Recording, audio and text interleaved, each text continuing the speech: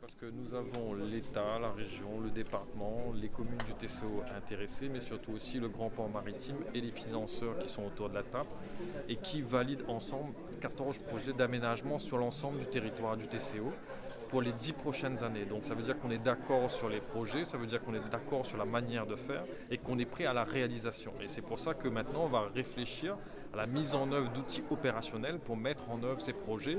Il y a deux projets qui sont en cours de concertation, la ZAC Cambé Oméga et le prolongement de l'axe mix. Et donc bientôt les Réunionnais vont voir des réalisations sur ces espaces de Saint-Paul, du port et de la possession. L'écocité est un label qui a été attribué à l'ensemble du territoire de TCO, compris entre la possession et Saint-Paul. Donc ce sont 3 communes, la totalité de la ville du port. Et sur ces territoires-là, il y a des projets de ville. L'objectif, ce n'était pas d'aller en concurrence, notamment sur la construction de logements, aller dans la cohérence avec l'aménagement économique, parce que c'est le poumon économique de toute la Réunion, entre le port, Saint-Paul demain en devenir, et aussi la possession, on a ces zones d'aménagement économique.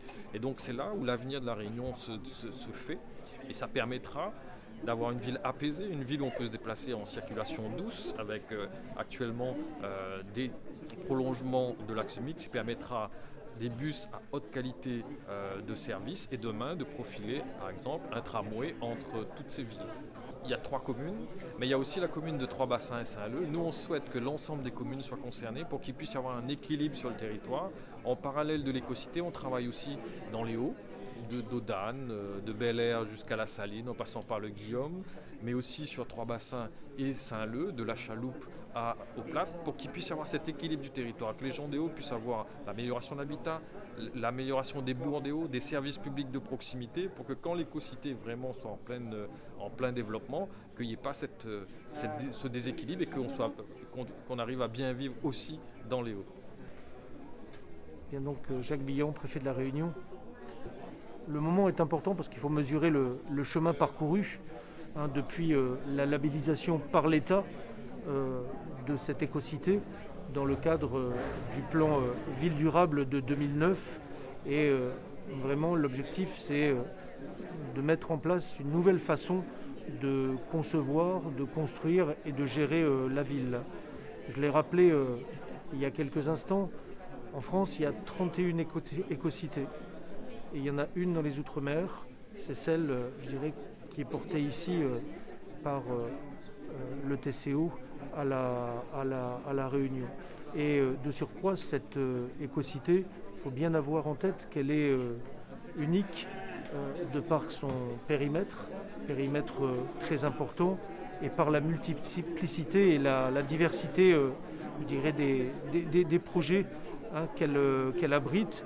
J'ai cité quelques chiffres, c'est 35 000 logements qui sont prévus en construction dans le cadre de la future écocité, c'est 5 000 hectares, c'est je dirais 20 000 emplois, c'est 2 milliards d'investissements je dirais publics.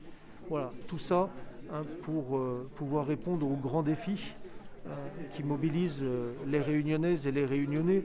Je pense à la lutte contre le changement climatique, je pense à la transition écologique, je pense à l'autonomie alimentaire et énergétique qui sont tellement d'actualité dans notre île. Je pense aussi aux enjeux d'économie circulaire, de lutte contre l'artificialisation des sols. Vous savez combien, je dirais, ce sujet est quotidien et sensible. Et je pense à la préservation des paysages. Je n'oublie pas, bien sûr, le développement économique et la création des emplois, puisque les projets ont vocation, je dirais, à changer en bien le quotidien des Réunionnaises et des Réunionnais. Et le volet économique, le volet emploi, je dirais, doit avoir une place centrale dans les projets que nous porterons. Alors, vous l'avez dit, ce n'est pas des engagements, je dirais, financiers. On sera au rendez-vous sur le plan financier. Et j'ai souhaité notamment que parmi les 14 opérations je dirais, d'aménagement et les 37 actions qui ont été recensées au sein de ce projet d'écocité, eh bien, on puisse en accélérer 2-3 opérations emblématiques majeures pour pouvoir les inscrire dans le cadre du plan de relance, du plan France Relance, du plan